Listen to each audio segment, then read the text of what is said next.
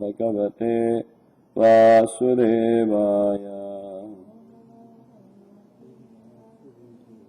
नारायणं नमस्कृत्यं नरं चैव नरोत्तमं देवीं सरस्वतीं व्यासा ततो जयमुदीरये। नष्टप्रायेषु भद्रेषु नित्यं भागवत सेवया भगवती उत्तम श्लोके भक्तिर्भवतिरैष्टके। कृष्णाय वासुदेवाय देवकी नंदनाय च नंदगोपकुमाराय गोविंदाय नमो नमः। श्रीमद् भागवतम स्कंद तीसरा अध्याय 2 श्लोक संख्या 24। मन्ये असुरान् भागवतान् स्त्रधीशे सरम्भमार्गाभिनिविष्टचित्तान् ये संयुगे अचक्षततार्क्षपुत्रम् अंसे सुनाभायुधाम् अपतन्तम्। मन्ये सुरान् भागवतान् त्र्यधीशे सरम्भमार्गाभिनिविष्टचित्तान् ये संयुगे अचक्षततार्क्षपुत्रम् अंसे सुनाभाय आयुधाम् पतन्तम्। मन्ये असुरान् भागवतांस्त्यधीशे सरम्भमार्गाभिनिविष्टचित्तान् ये संयुगे चक्षततार्क्षपुत्र अंसे सुनाभायुध अपतन्तम्। मैं उन असुरों को जो भगवान के प्रति शत्रु भाव रखते हैं भक्तों से बढ़कर मानता हूं, क्योंकि शत्रुता के भाव से भरे वे सभी युद्ध करते हुए भगवान को तारक्ष यानी काश्यप पुत्र गरुड़ के कंधों पर बैठे तथा अपने हाथ में चक्रायुध लिए देख सकते हैं। तो यहाँ पे उद्धव जी अक्रूर जी को बता रहे कि मैं असुरों को भक्तों से भी श्रेष्ठ मानता हूं। क्यों? थोड़ा अजीब लगता है ना?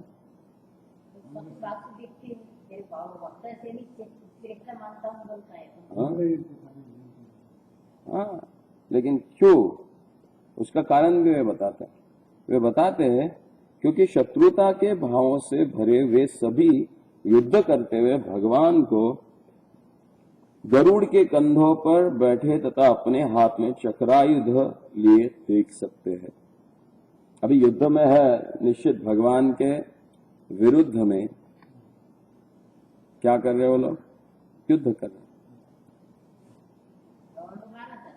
हाँ, तो मृत्यु तो निश्चित है। और भगवान कहते हैं कि अंतकाले च मामेव स्मरण मुक्त्वा कलेवरम, जो अंत में मेरा स्मरण करता है वो मुक्त हो जाता है ना। हाँ? तो असुर जो जीवन भर भगवान के प्रति द्वेष की भावना रख के युद्ध करते हैं, हाँ? लेकिन अंत में भगवान इतने कृपालु है कि जैसे इसके पिछले श्लोक में हमने चर्चा की कि पूतना जैसी जो राक्षसी है जो भगवान को मारने के लिए आई थी, कालकूट विष लगा के, हेतु वही था उसका, मारना था भगवान को, लेकिन अनजाने में वो भगवान के लिए वो सेवा कर बैठी जो एक धात्री करती है। तो वो सेवा का स्मरण करके भगवान ने उसको इस राक्षसी शरीर से मुक्त करके वो दिव्य शरीर दे दिया जो भगवत धाम में यशोदा मैया के साथ वो भगवान की सेवा कर सके। तो विदुर जी बोलते हैं और उद्धव जी बोलते हैं कि इससे दयालु और कौन होगा जिसकी मैं शरण लूं। और फिर आगे बताते तो मैं तो उन आसुरों को भी मानता हूं क्योंकि वो भक्तों से बढ़कर है कि सदैव भगवान का चिंतन करते हुए मृत्यु के समय भगवान को देख सकते हैं। हमारी कोई गारंटी कि हम भगवान को देखेंगे? जीवन भर में राम राम राम राम राम जपा हो लेकिन मन से न किया हो, केवल लिप सर्विस जिसको कहते हैं, ओठों के द्वारा अगर भगवान का नाम किया हो और ध्यान कहीं और हो तो भगवान याद आएंगे मृत्यु के समय? हाँ हाँ, जो वो भाव से सेवा करता है। कोई गारंटी नहीं है लेकिन हाँ?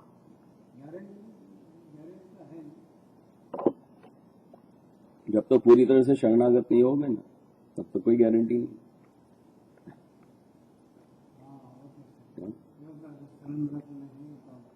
छोटी छोटी चीजें भूल जाते हैं भगवान की सेवा में। जिन असुरों ने भगवान से आमने सामने युद्ध किया उन्होंने भगवान द्वारा मारे जाने के कारण मोक्ष प्राप्त किया।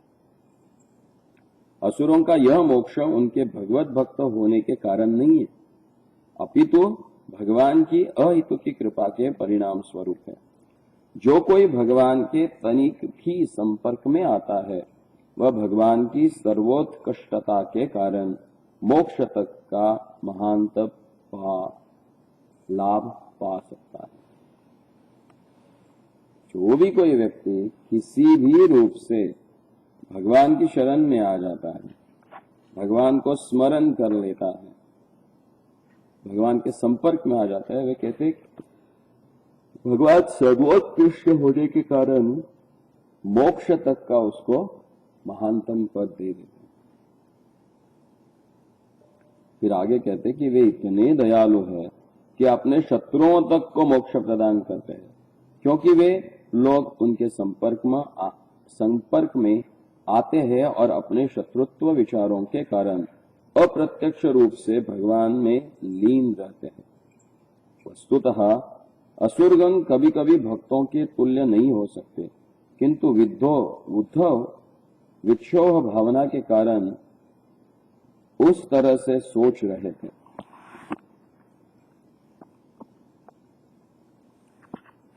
भगवान के लिए इतना उनको गहरा विप्रलंब भाव था भगवान से दूर रहने का, कि उस भाव में वो सोच रहे थे कि देखो मैं भक्त हूं लेकिन भगवान से इतना दूर हूं। वो आसुर मुझसे श्रेष्ठ है कि कम से कम भगवान के द्वारा मारे तो जाते हैं और मोक्ष को प्राप्त कर लेते हैं, लेकिन मेरी स्थिति क्या?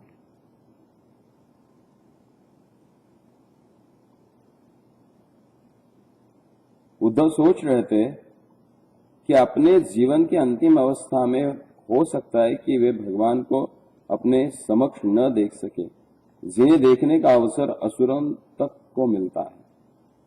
सत्य तो यह है कि जो भक्त सदैव भगवान की दिव्य प्रेम भक्ति में लगे रहकर उन्हें आध्यात्मिक लोकों में भेजे जाने से वे असुरों की अपेक्षा लाखों गुना अधिक पुरस्कृत होते हैं, जहां वे भगवान के साथ नित्य आनंदमय जीवन बिताते हैं। असुरों की तथा निर्विशेष वादियों को भगवान की ब्रह्मज्योति में लीन होने की सुविधा प्रदान की जाती है, जबकि भक्तों को आध्यात्मिक लोक में प्रवेश करने दिया जाता है। तुलना के लिए आकाश में तैरत रहने और आकाश के किसी लोक में निवास करने में जो अंतर है उसकी कल्पना की जा सकती है। इन लोकों में जीवों का आनंद उनकी तुलना में अधिक होता है जिनके कोई शरीर नहीं होते और जो सूर्य की किरणों के अणुओं में लीन हो जाते हैं। इसलिए भगवान द्वारा निर्विशेषवादियों पर अपने शत्रुओं की अपेक्षा अधिक कृपा नहीं की जाती, प्रत्युत दोनों ही आध्यात्मिक मोक्ष के समान स्तर पर होते हैं। यहाँ पे उद्धव जी जो भगवान के प्रति विरह की भावना है उसको व्यतीत कर रहे हैं। वे सोच रहे हैं कि मेरा कोई गारंटी नहीं है, हाँ? कि मैं मृत्यु समय तक या मृत्यु के समय में भगवान को प्रत्यक्ष रूप से देख पाऊं। लेकिन उससे भी आसुरों का भाग्य बड़ा है कि वो कम से कम मृत्यु के समय भगवान को देख तो सकते हैं शरीर छोड़ने के। लेकिन देखा जाए कि आसुरों की तुलना हम कभी भक्तों से नहीं कर सकते, क्योंकि भक्तों को भगवान वो स्थान प्रदान कर देते हैं जहां से वो वापस नहीं आता और भगवान की आनंदमय लीलाओं में नित्य आस्वादन लेते रहते हैं। बल्कि जो निर्विशेषवादी रहते हैं या जो आसुरी प्रवृत्ति के लोग रहते हैं, वे उस आनंद का लाभ नहीं उठा पाते। दिव्य शरीर न होने के कारण वे क्या हो जाते हैं, भगवान के शरीर से जो किरणें निकलती है उसे ब्रह्म ज्योति कहते हैं, उसी ज्योति में कहीं घूमते रहते हैं। लेकिन दिव्य शरीर की प्राप्ति होने के कारण भक्त भगवान के साथ भगवत धाम में नित्य लीला में प्रवेश कर सकते हैं और जो भगवान के साथ प्रेम का आदान प्रदान करने का जो आनंद है उसको प्राप्त कर सकते हैं। फिर आगे उद्धव जी कहते हैं, वसुदेवस्य देवक्याम जातो भोजेन्द्र बंधने चिकीर्षु भगवानस्य शमजेनाभियाचितः। पृथ्वी पर कल्याण लाने के लिए ब्रह्मा द्वारा याचना किए जाने पर भगवान श्री कृष्ण को भोज के राजा के बंदी गृह में वसुदेव ने अपनी पत्नी देवकी के गर्भ से उत्पन्न किया। अभी उद्धव जी भगवान के अवतरण का कारण बताते हैं। वे कहते हैं कि एक तो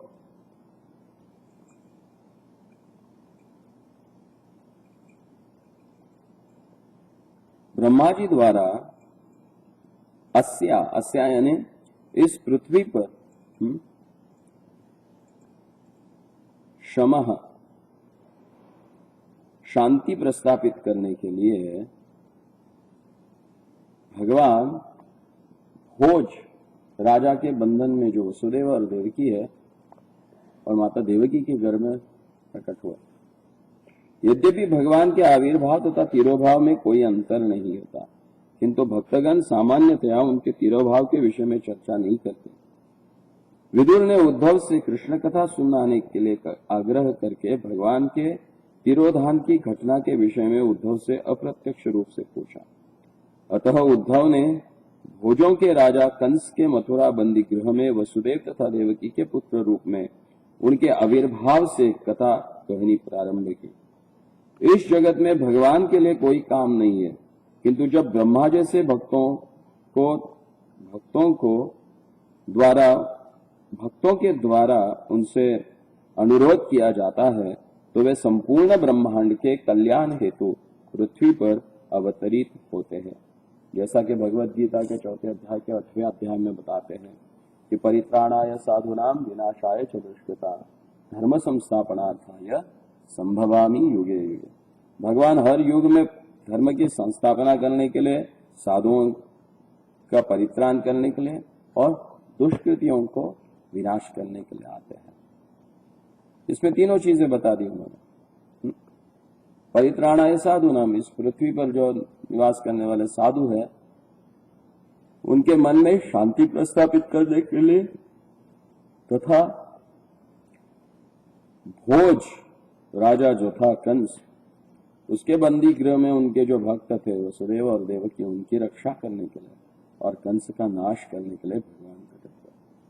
यहाँ पे प्रभुपाद तात्पर्य में बताते हैं कि भक्त लोग भगवान के जन्म के बारे में बताने के लिए आनंद लेते हैं, ना कि भगवान के तिरोभाव के बारे में, क्योंकि भगवान से विरह की भावना जो है वो बहुत उनको पीड़ा देती है। इसलिए जब अप्रत्यक्ष रूप से विदुर जी जानना चाहते थे कि भगवान का तिरोधान कैसे हुआ, फिर भी उद्धव जी ने भगवान के बारे में कथा सुनाने के लिए उनके जन्म से शुरुआत की। ततो नंद व्रजमितः पित्रा कंसाद्विभित्यता एकादश समास्तत्र गूढ़ार्चित सबलो अवसत। तत्पश्चात कंस से भयभीत होकर उनके पिता उन्हें नंद महाराज के चरागाहों में ले आए, जहां वे अपने बड़े भाई बलदेव सहित ढकी हुई अग्नि की तरह 11 वर्षों तक रहे। तो भगवान ब्रजमंडल में, खास करके वृंदावन में कितने साल रहे?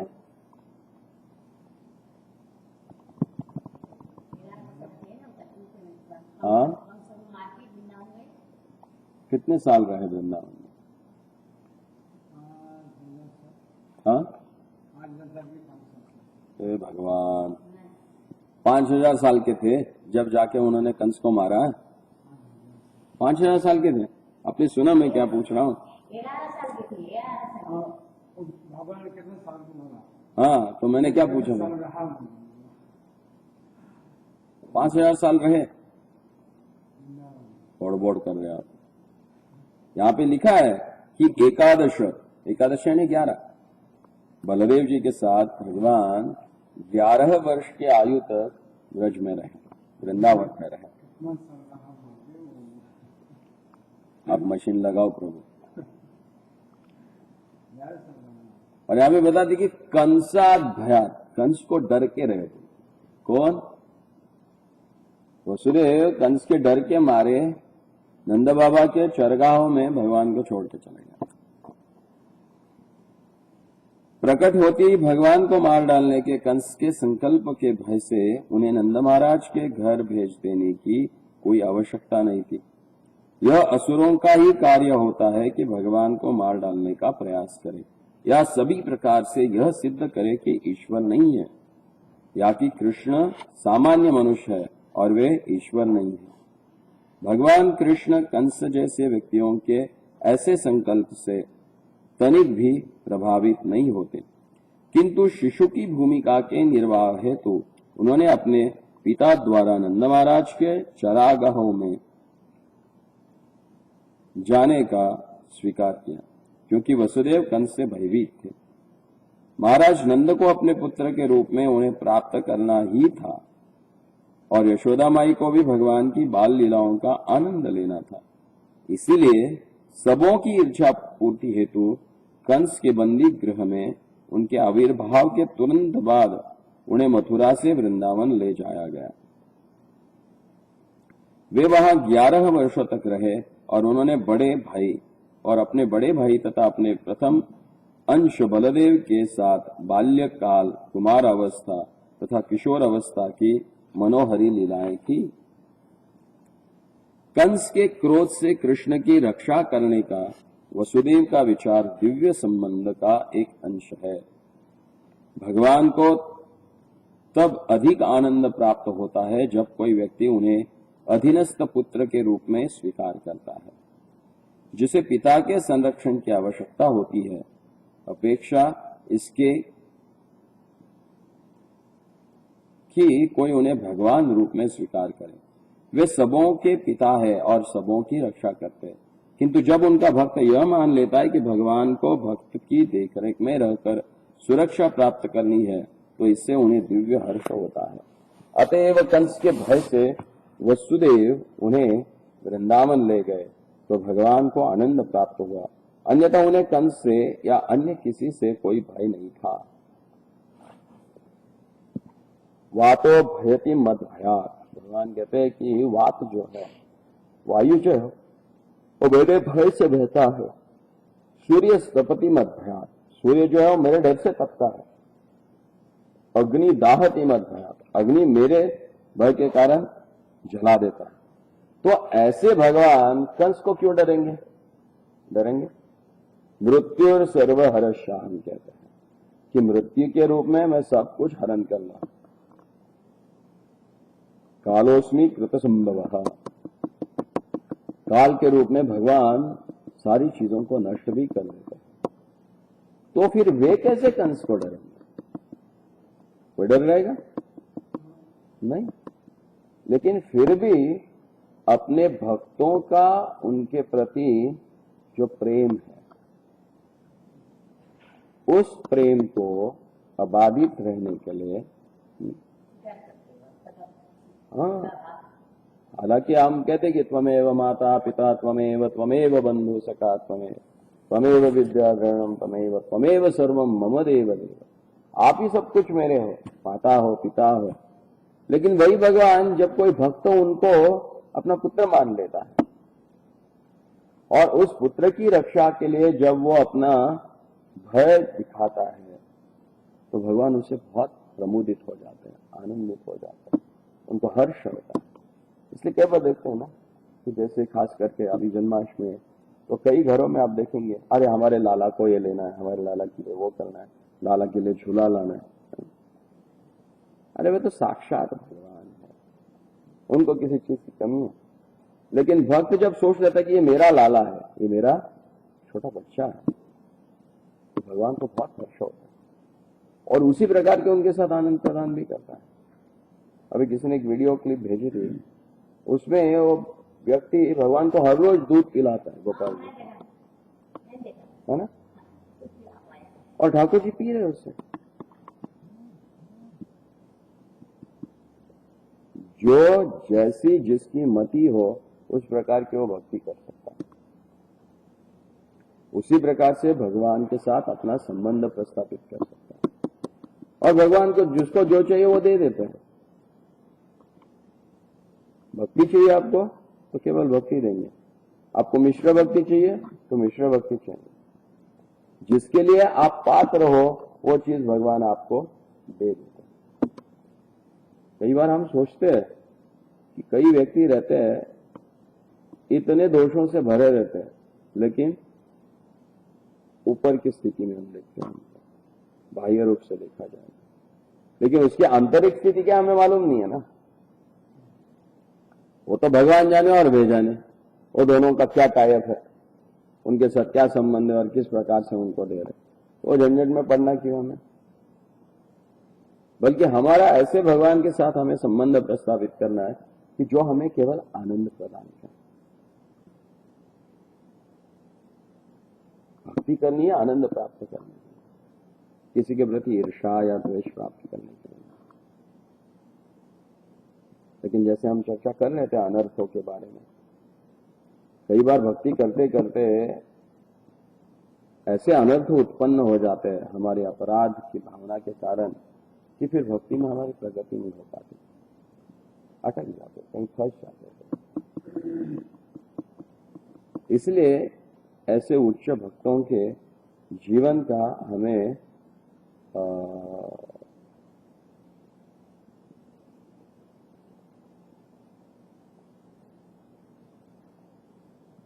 जीवन के बारे में, उनके चरित्र के बारे में चर्चा करनी चाहिए। जब ऐसे भक्तों के बारे में कथा सुनते हैं, उसको सुनने के कारण भगवान के प्रति जो हमारी श्रद्धा है वो बढ़ जाती है। आदौ श्रद्धा तथा साधु संग, भजन क्रिया और अनर्थ निवृत्ति स्यात्। कहा जाता है कि पहले अगर श्रद्धा हो तो श्रद्धा के कारण साधु संग कर सकते हो, साधु संग करोगे तो उसमें क्या होगा, फिर भजन क्रिया होगी। अगर भजन क्रिया अच्छी तरह से कर पाएंगे तो अनर्थों की निवृत्ति होगी, और अनर्थ की निवृत्ति होगी तो फिर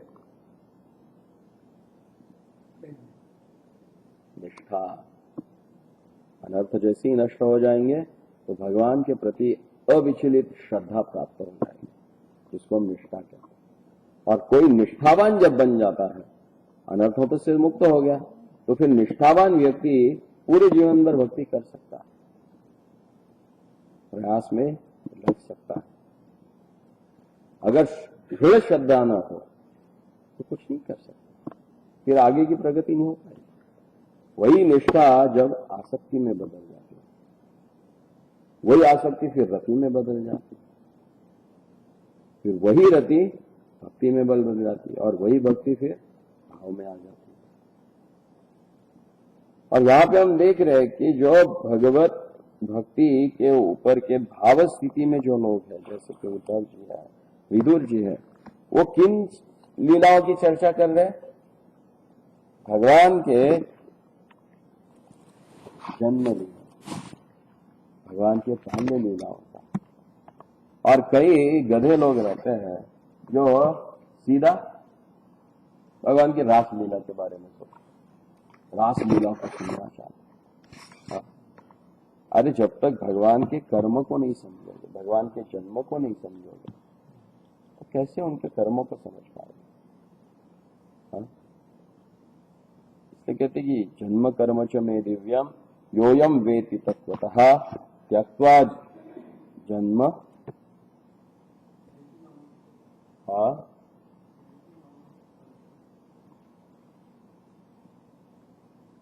मेरा जन्म और कर्म की जो दिव्यता समझ पाता है वो व्यक्ति फिर ये दुनिया में आता है, नहीं आता, तो फिर हम कैसे आ गए?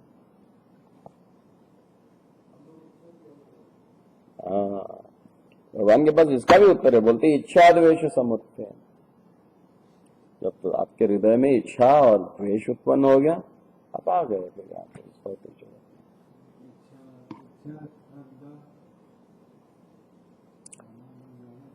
तो जैसे इन सारे बातों को हम सुनते हैं, खास करके इन महान भक्तों के जीवन चरित्र से, तो एक ही बात मन में आती है कि भगवान को पाना है तो भक्तों के साथ संबंध हमारा अच्छा होना चाहिए। अगर भक्तों के साथ हमारा आदान प्रदान ठीक ना हो, इसलिए प्रभुपाद कहते थे कि किस प्रकार से आप एक दूसरे की सहायता करते हो, उससे मुझे मालूम होता है कि आप मुझसे कितना प्रेम करते हैं। अगर हमें प्रभुपाद के प्रति, भगवान के प्रति अपना प्रेम दिखाना है, तो एक दूसरे भक्तों के प्रति जो हमारा भाव है उसको हमें ठीक करना है। अगर हम भगवान के भक्तों के नहीं हो पाए तो भगवान के कैसे होंगे, हो पाएंगे? जैसे अंग्रेजी में एक कहावत है कि if you love me then love my dog.